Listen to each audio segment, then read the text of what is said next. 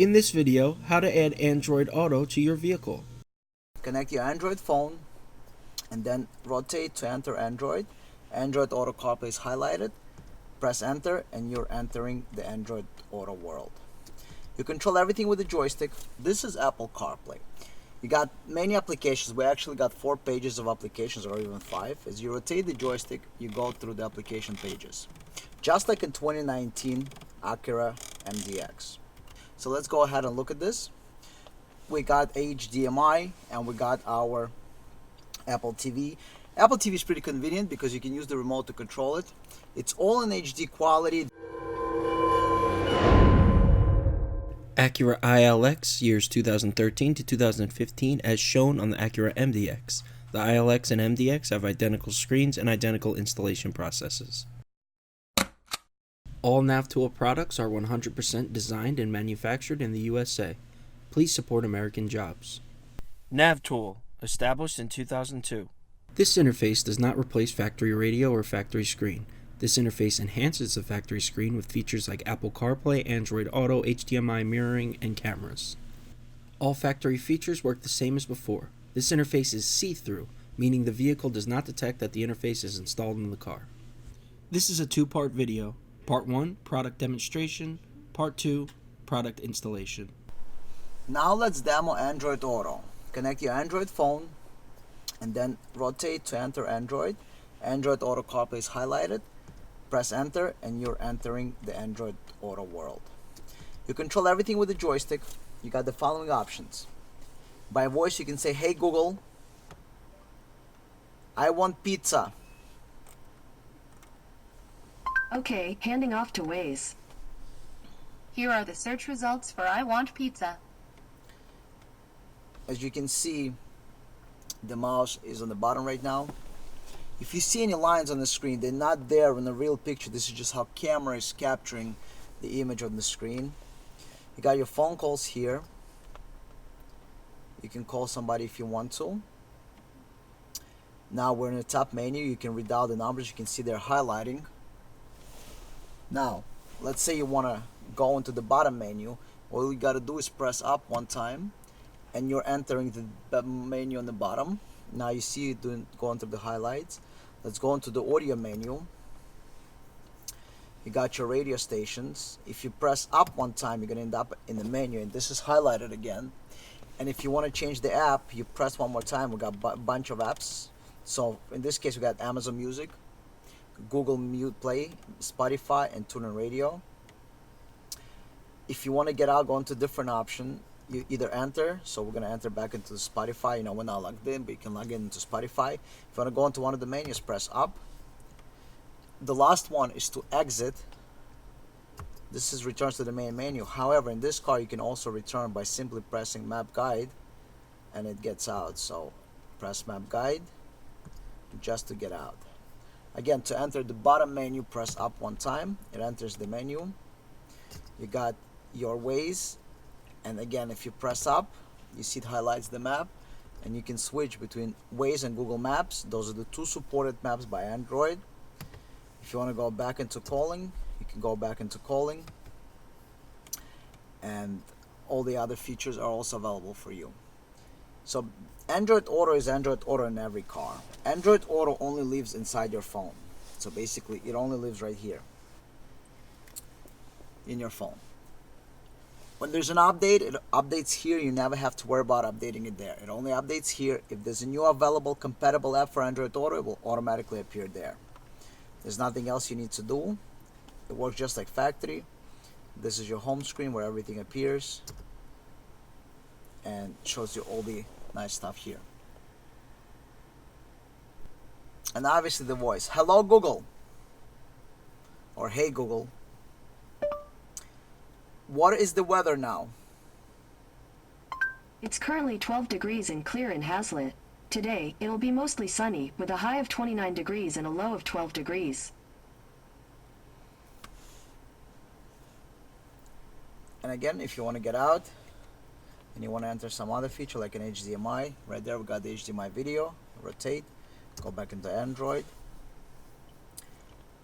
This is just like factory, just like the Android Auto would be in 2019. Acura MDX. Please keep in mind, to access any of the menus on the left hand side, you go into this direction right here. So not to the right, not top, but this direction. Access the menu and get out. Same thing if you go into the phone calling app. I'm on a phone and you need to access the menu. Go up and you get all the options right here. And if I need to get out, again to the left. And this is this direction, opens up the menu. Alright, so you got all the menus opened up in this direction. Not up, not to the right, but this direction. Towards 2 o'clock. Entire interface is controlled with the factory knobs. Set the radio to auxiliary, so you have the USB auxiliary. Don't forget you had to run the wire as shown. Now you have auxiliaries working. To enter the interface, press and hold the cancel button for a few seconds. Now you are in the interface. Interface has the following feature. Please keep in mind we're making this video a little bit from the top so that you can see the controls and that you can see the entire panel. So we're gonna go ahead and show you how everything works. Once again, so you can see better, we have to make the camera at an angle so you can see the screen and you can see the controls. To change between the interface and the factory screen, you press and hold the cancel button. You got options HDMI, CarPlay and Android Auto, and camera inputs. You got a rear camera which is factory, so we're not using that. You can add a front camera. The way the front camera operates is out of reverse, and to drive, the front camera stays on up to 10 seconds. That's good for parallel parking, or you can turn it on and watch it at any time.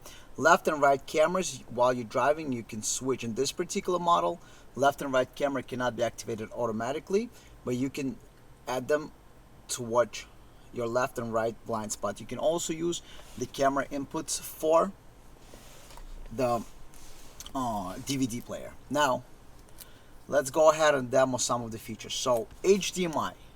To HDMI, you can connect the following interfaces. For this demo to HDMI, we have connected Apple TV. You can also connect smartphone mirroring such as iPhone and Android, wired or wireless. We're connecting the HDMI and Apple TV for this demo. Okay, so let's go ahead and look at this. We got HDMI and we got our Apple TV. Apple TV is pretty convenient because you can use the remote to control it. It's all in HD quality. The camera can be capturing it at the angle, so it might be a little bit bright or brighter than you expected, but as a matter of fact, this is 100% HD quality. And because those are HD screens, so you got all your favorite stuff that you can watch on the screen, and it is all in 100 HD quality. Let me change it for you so you can take a look.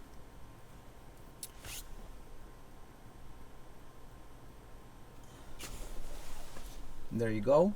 As you can see, every letter, everything is sharp. In the car, you will see it in 100% HD quality. Again, because we're capturing it from the top angle, it might look a little bit different than you would expect, but actually it will be 100% HD quality. Now, this is HDMI. To get out of the HDMI, just simply go ahead and use this, twist it one time, and it's going to go back into the main menu. CarPlay demo. In order to get into the CarPlay, rotate the jog until you get into the CarPlay mode. Enter. This is CarPlay. This is Apple CarPlay. You got many applications. We actually got 4 pages of applications, or even 5. As you rotate the joystick, you go through the application pages. Just like in 2019 Acura MDX. You got different settings. So one of the things you can do if you want to rearrange the applications, you go into your phone and you go into your phone settings, go into general, go into CarPlay, and in the side CarPlay you can rearrange apps. So I want to bring Waze application to the front. So I find my Waze application, I drag it all the way to the first page. I want it to be right next to my phone calling, right there. So as you can see, now Waze is right here in display. Now, you control everything just like in the 2019 Acura MDX with the original joystick. You want to get out, there are 2 ways to get out of this. You can go into CarPlay and it's going to get out. This the back sign, or you can press map guide button and it will get out. Cancel obviously goes back, so let's say if you're now playing application and you want to go out, you can cancel back. This serves as your back. Obviously this is your audio. We're not going to play any audio for copyright reasons. And now info phone button, you press this brings up your Siri. You're not listening to the music app. Siri, now playing.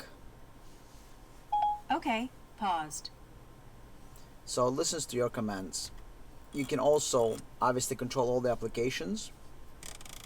So if we go into any of those applications, let's say I want to go into my TuneIn Radio. Enter the TuneIn Radio. I want to go into music. I want to go into global news. And it's going to open up whatever the application is doing. It's going to load. Okay, so now we're in LT, which is much better. Wherever you go into, so if I go into the Rachel Maddow show, and now inside, if it had any shows, it would play it. Let's simply go into local radio. And the local radio is going to load up the list of local radio stations. And let's say we're going to go ahead and play one of those stations. And in here, in now playing, you can see exactly what is playing. So you can see evening jazz is playing. We can pause it. It's paused. We can play it. It's playing. Pause it. You can go 30 seconds back. So if I'm playing it, I can go back and forth. 30-second back or 30-second forward. Okay. Pros in the know start with Lowe's. This is the Because commercials Lowe's, playing. pros save Obviously big all on the brands apps they have trust. commercials. Now- So we're gonna get out of it because it wants to list a commercial until we go in. Now, I have Waze, I have Google Maps here. Basically all the applications that CarPlay supports, and all controlled with a factory joystick. You can call someone if you want. He has calling. You also have your messages, your maps. So let's go into Waze, for example. Okay, so now we're gonna go ahead and enter Waze. You got all your controls. You got favorites, audio controls. Over here you got your zoom in, zoom out, and all control with them. If you can see, I'm doing all the controls with the joystick. Over here you can do your reports. Well, I have no GPS here, but that's where you would do all the reports in here. So if you want to report the nearby police, etc., this is where it's all reported. Now, one thing to remember, this is how CarPlay works. This is my home screen. If I go into Waze, it will open up the Waze. But if I would go get out, it would get out. Because this is how whatever app is running here, you get extra features on the phone. So if you're running Waze, you're actually getting extra features on here that you see. So over there is a map, but over here you get extra features. So all apps have extra features on your phone. I don't know why it's still not saved, but for some reason they added that feature. And so now you can get out of here.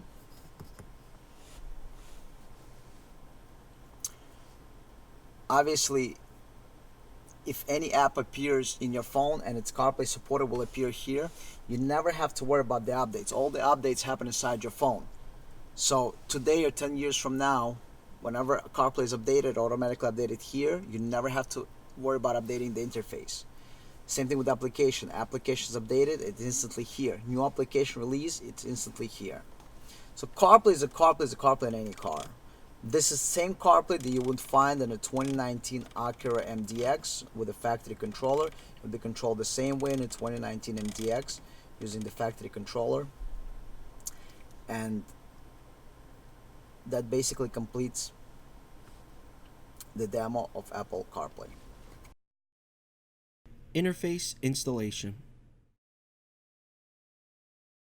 Step 1 of disassembly, remove the panel on the left of the radio using something like a removal tool like this.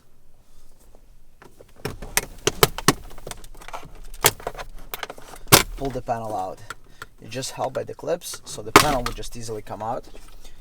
All that's holding this panel are these clips.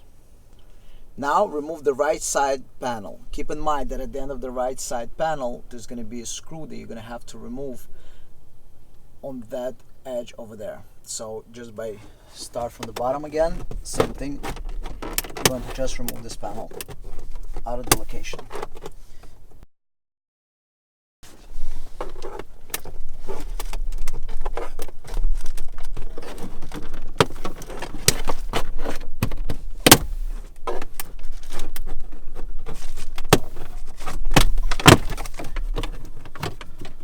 Okay, once it's on top, go to the other side, remove the screw and remove the rest of the panel. Once the screw is removed, pull the panel. Again, it's all held by the clips, and at the edge you got this one screw over here. This is the screw you're going to remove in order to pop the panel out. Now you have completely removed the two trim panels. Now we're going to go back to the middle of the radio. Now we need to remove the radio. It's very easy. You just need to remove these screws. You got two screws on this side and two screws on this side. Using a Phillips screwdriver, go ahead and remove the screws.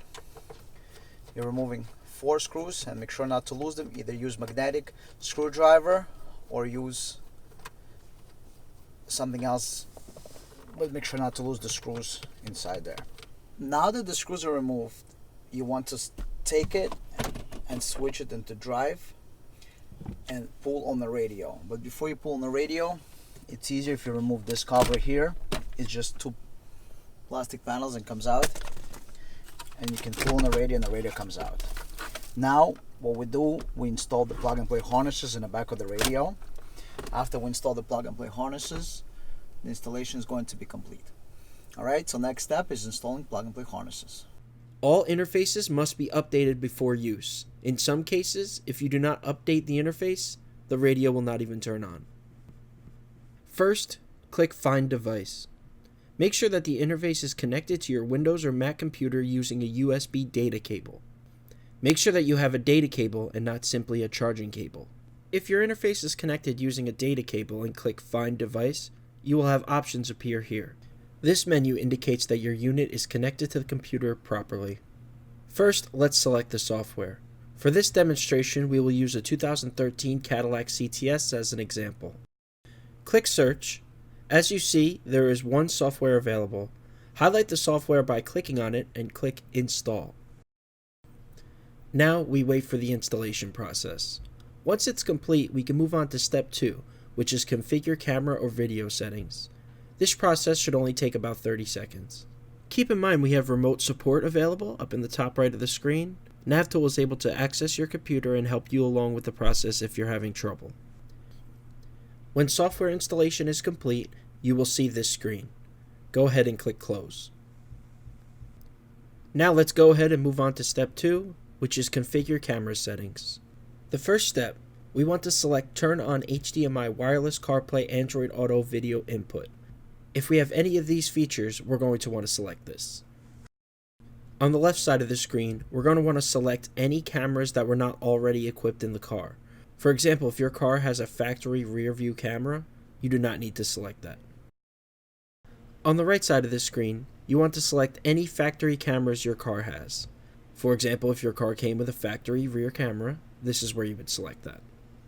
So let's say for our demonstration's purposes, our 2013 Cadillac CTS came with a factory rear view camera. However, we installed front, left, and right facing cameras. This is how the configuration should look. Next, we scroll down. On the left hand side, we have forward facing camera settings. You have 2 options. The first is manual. This means that the forward facing camera can only be turned on manually by the driver. The second option is manual speed check. This option is good for parallel parking. If you put the car in reverse, the rear facing camera will come on. If you put the car back into drive, the front facing camera will automatically turn on at any speed up to 10 miles an hour. On the right hand side, you have settings for left and right lane watch cameras. These settings are only for aftermarket cameras that you've added to the car. The first option is manual, which means the cameras can only be activated manually by the driver. The second option is manual without speed check, which means the left and right lane watch cameras can be turned on at any speed. The last option is manual with speed check, which means the left and right lane watch cameras are automatically displayed with the use of the left and right turn signals, and your speed is above 50 miles per hour. When all the settings are complete and correct, go ahead and click Save Settings and then Close.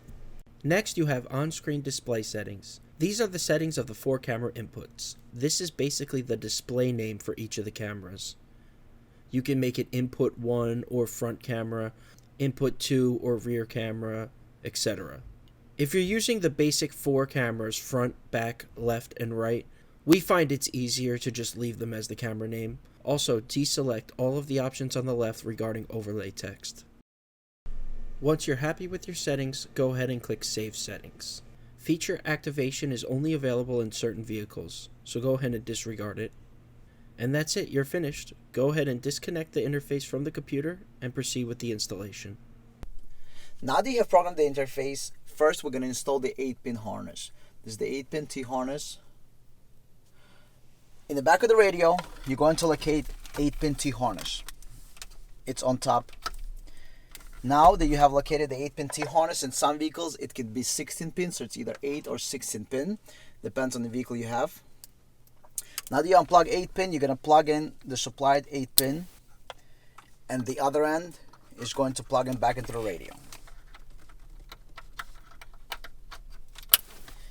Next, we're going to plug in the harness where you have the power wires. So you got the main harness right here. You're going to plug that in back of the radio as well. You're going to locate the same harness. It's on the other side. You might need to unplug the other harness to gain access.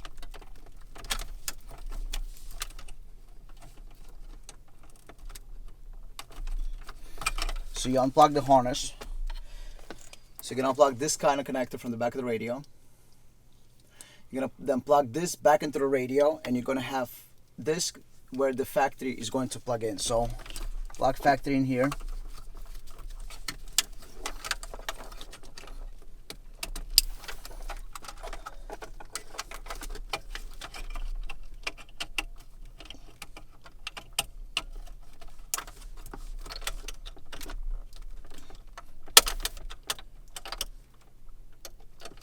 Okay, and then the last connector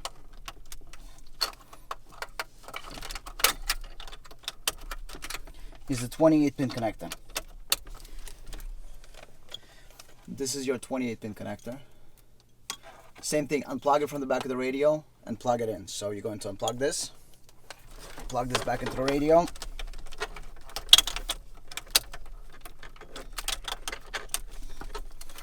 And then plug the factory into the supplied connector.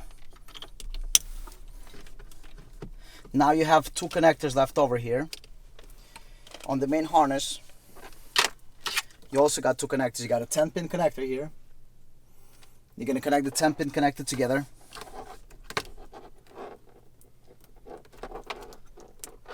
And you got the 24-pin connector, which you're also going to connect together. Oh, sorry, 14-pin connector. Now that you plug everything in, you got one last thing to do. You take the main interface that you just recently programmed. You got 2 dip switches on the interface. You don't have to worry about them. They could be in any position. It does not matter. All you need to do is plug in the interface here. Plug it in. Once you plug it in, next thing to do is put the ignition on and to check that the radio comes on and everything works. So once you verify that you're able to switch from factory screen into the screen of the car, you'll know that the interface is working, and now you can go ahead and assemble the car. And don't forget that you will have to install the microphone from the ceiling down. It's a clip-in microphone, and you will also need to connect the auxiliary audio into auxiliary of the car, unless you're doing mirroring or you want to do Bluetooth audio. So this is the microphone you're going to connect. The microphone has a clip. Let me show you that.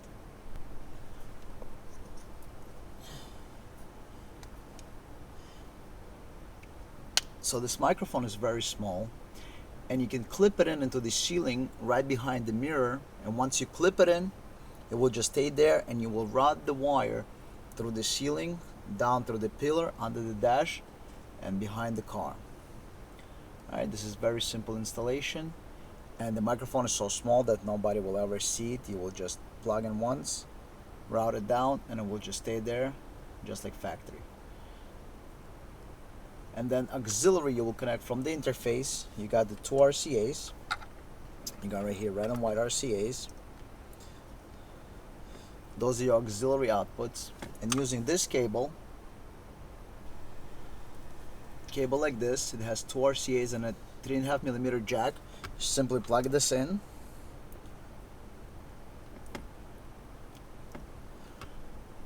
And this end is going to connect to your auxiliary jack in the car. All the factory features will work the same. You can also add extra cameras.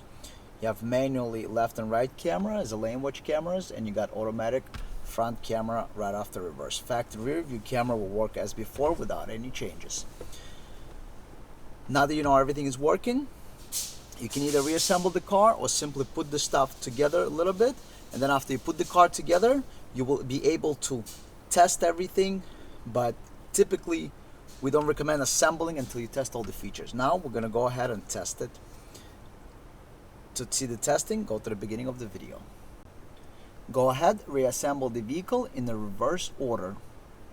Thank you for watching. Please click the link on the left to subscribe to the channel, or click the link on the right to watch another video.